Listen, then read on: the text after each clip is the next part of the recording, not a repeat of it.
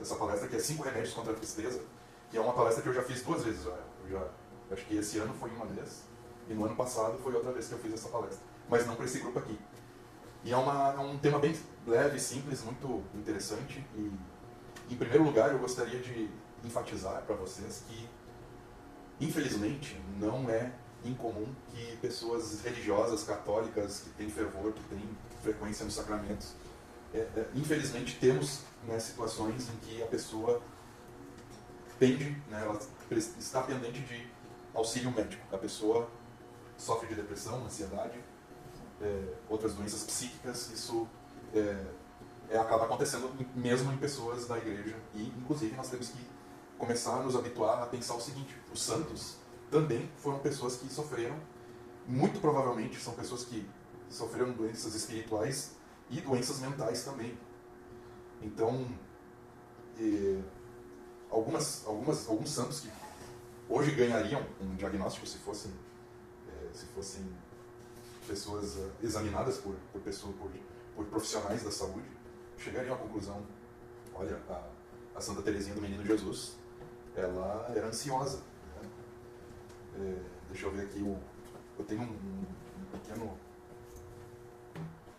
trecho de um livro que eu acabei de ler, né? Um livro que eu estou lendo no momento. Então, tem um professor emérito de psicologia da Universidade de Nova York que ele publicou um artigo observando que Santa Teresinha de Lisieux, que não é apenas uma santa, é uma doutora da igreja, ela lutava contra um grave transtorno de ansiedade de separação e contra a ansiedade em sua juventude, resultado da morte prematura da sua santa mãe. Então, a mãe dela era uma santa, foi canonizada há pouco tempo junto com o pai. O pai dela sofria de depressão severa, ele morreu no sanatório, ele morreu internado. E Santa Teresinha, por ter essa separação com a mãe, ela sofria de ansiedade. Assim como, da mesma forma, Santo Afonso Maria de Ligório e Santo Inácio de Loyola são famosos por terem lutado contra a escrupulosidade, que hoje é uma manifestação do transtorno obsessivo-compulsivo, né? Então, há santos que a gente tem que reconhecer, eles passaram por doenças mentais, mas não quer dizer, isso não tira o mérito da santidade deles, né? Então, que assim, a gente está acostumado muito a ouvir relatos extraordinários e fantásticos dos santos, mas às vezes quando a gente pensa que eles foram pessoas normais no sentido, olha, eles são humanos como nós, eles tiveram muita graça de Deus, mas também passaram por doenças, e alguns deles por doenças também mentais, né? Então, se ele tinha um temperamento melancólico, um outro temperamento fleumático, ele, muito provavelmente, se isso era marcado, se isso era... É possível que a gente possa fazer um diagnóstico aqui à distância sobre o comportamento do santo. O santo pode ser muito provável que ele tenha passado por uma doença conhecida hoje como depressão ou ansiedade. Então, não vamos também, por outro lado, substituir, agora, só com essa palestra pequena aqui de meia hora, a gente vai adotar todos os meios que está escrito aqui, que eu vou dizer para vocês, dos 5 remédios. Não quer dizer que isso aí seja a cura milagrosa para problemas sérios de humor, né, que é a depressão. Então, em primeiro lugar, eu peço para vocês assim, ouçam isso aqui que está aqui, mas ao mesmo tempo, quando a coisa for séria, severa, pesada, não abram mão da consulta médica e procurem especialista, porque às vezes a pessoa pode estar passando mesmo por uma depressão que necessite de remédios, e os remédios estão aí, faz parte da técnica humana, e não vamos duvidar que vamos ter santos no futuro que fizeram uso de medicação, né? Não tira o mérito da santidade da pessoa, da heroicidade da pessoa, porque são doenças que têm causas orgânicas muitas vezes, e não é por culpa de pecados que a pessoa, né, vai deixar. No processo de canonização de um santo, isso pode ser levado muito em consideração, mas ao mesmo tempo não pode tirar, acredito eu, a heroicidade de uma pessoa que atravessou essas noites escuras, assim, que podem muito bem ter sido, né, ocasiões de depressão ou de ansiedade, ou todas as outras doenças que está dentro de transtorno. Algumas podem até ter sido autistas, né? Podem ter santos autistas que, sabe, sei lá, né? Só tendo o profissional avaliando a personalidade. Mas vamos lá. O primeiro remédio é conceder-se algum prazer. Então, vamos relembrar, tem uma pergunta no exame de consciência que diz assim: eu me deixei levar pela tristeza sem considerar que é uma aliada do inimigo. Essa tristeza que a gente considera, a gente pode lembrar dela e notar como um sinal, um alerta, um alarme na nossa personalidade, assim, opa, está acontecendo isso. eu estou passando por um dia ruim, eu estou passando por uma tristeza, assim, vou me dar o luxo dessa vez de comer um chocolate inteiro, ou um sorvete. Conceder um pequeno prazer, um prazer que seja algo assim que, vou comer um hambúrguer, um hamburgão, um X, vou tomar uma ceva, né, uma cerveja, um vinho, né. Isso são coisas que a gente pode se premiar, podemos nos dar ao luxo, desde que não caia no pecado, né. Isso aí é um remédio muito simples e muito eficaz para a gente se ver livre de tentar adoçar a vida, né? Uma sobremesa melhor hoje, ou então um sorvete, um chocolate, né? Um café. Ou até às vezes um filme, uma série. Fazer alguma coisa aprazível, né? Se dar o luxo de fazer algo aprazível que não era teu costume fazer, então eu estou me dando um presente porque eu estou passando uma mal hoje e eu quero que isso tire tanto a amargura desse momento. E pode parecer muito materialista, mas o corpo está unido à alma. Nós somos um composto de alma e corpo, e o nosso corpo, quando ele é agradado, agrada a alma também. Então nós temos essa possibilidade de fazer um remédio, né? E hoje é tão difundido que o chocolate é antidepressivo, é um fato, mas é uma ideia que Santo Tomás de Aquino desenvolveu esses 5 remédios, e ele pensou, né? Não acredito que ele deva ter chocolate na época dele, mas ele sabia que tinham prazeres que eram lícitos e a gente podia fazer uso deles para fazer um agrado para nós mesmos e tirar o amargor desse momento de tristeza. É difícil de demonstrar que isso seja um materialismo contrário ao Evangelho. Sabemos que o Senhor participou com prazer de refeições e banquetes, e tanto antes como depois da ressurreição apreciava as coisas belas da vida. Inclusive, nós temos um salmo que afirma que o vinho alegra o coração do homem. Tá? Mesmo que seja preciso esclarecer que a Bíblia condena claramente as bebedeiras. Ela está assim, legal. Está assim, na medida. O segundo remédio é o choro. Se dar ao luxo também de chorar. Então, se a coisa apertou, assim, há uma angústia, muitas vezes eu vejo que o choro é uma válvula de escape para aquela pressão que a gente sente.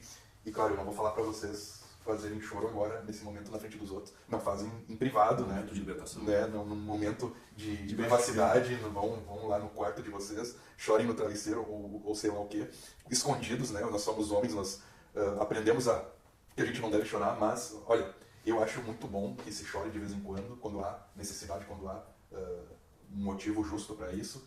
E o choro, depois que a gente chora, isso libera, né, dá uma liberação de hormônios no nosso corpo que faz com que a gente se sinta mais leve. Tira uma pressão, tira tudo que está acumulado de amargor. Até isso pode nos impedir de fazer uma tarefa bem depois. O choro é uma linguagem, um modo de expressar e desfazer o nó de uma dor que às vezes pode nos asfixiar. E lembrar que também nosso Senhor Jesus Cristo, ele também chorou. E o Papa Francisco indica que certas realidades da vida só se veem com os olhos limpos pelas lágrimas. Convido cada um de vós a perguntar-se: aprendi eu a chorar? Então esse aprender a chorar é isso mesmo, é não fazer sentimentalismo, né? Mas por outro lado, não ser tão durão assim a ponto de nunca chorar.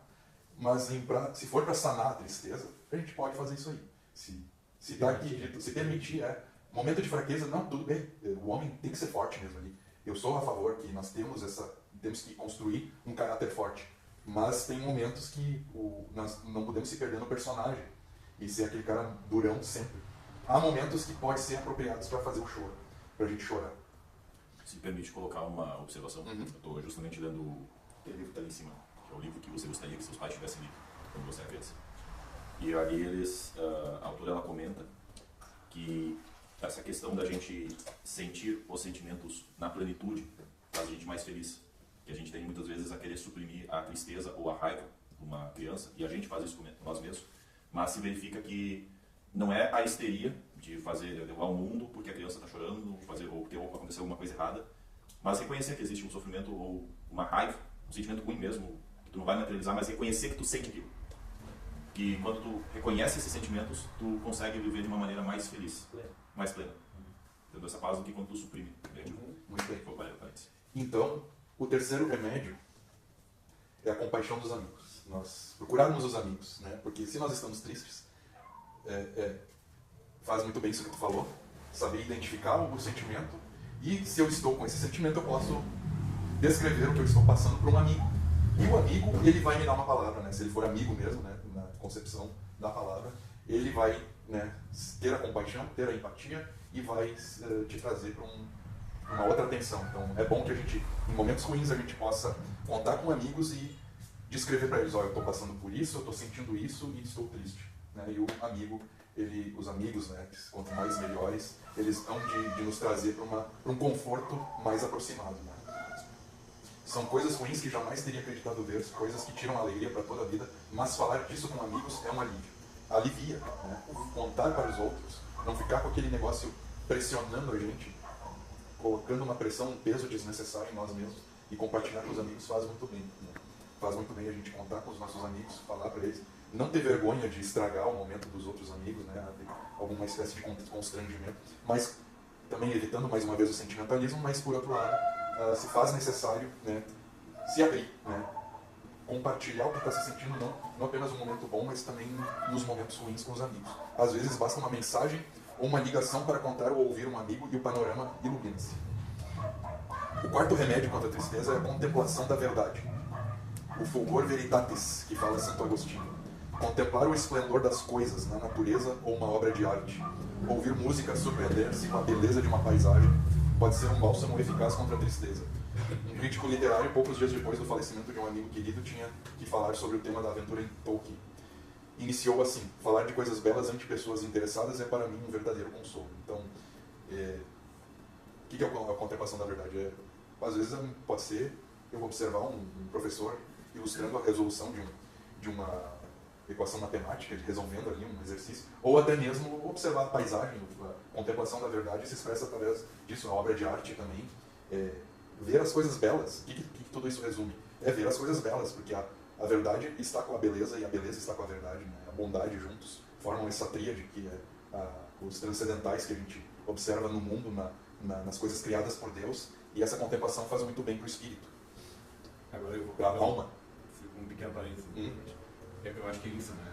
Na filosofia se fala muito que, às vezes, num momento qualquer, num momento de introspecção, num momento banal, tu te depara com algo bom, belo ou verdadeiro, que no fundo são a mesma coisa, ou faces a mesma coisa, e naquele pequeno detalhe, um pedaço de uma melodia, um arranjo musical, uma cena de um filme, uma obra de arte, uma planta, tu te arrepia e percebe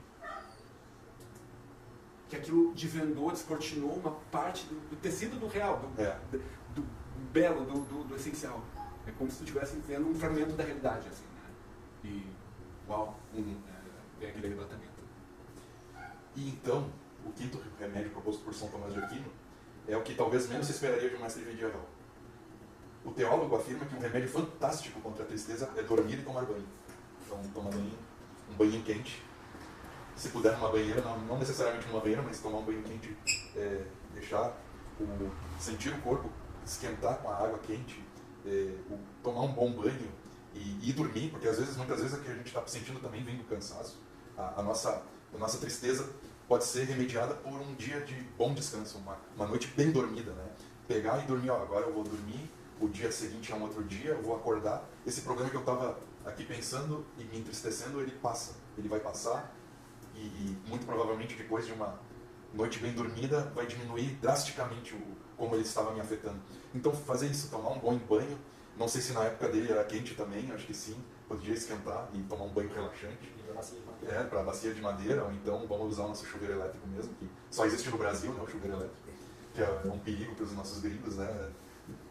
Tomar banho numa fiação elétrica esquentando o chuveiro, a água do chuveiro.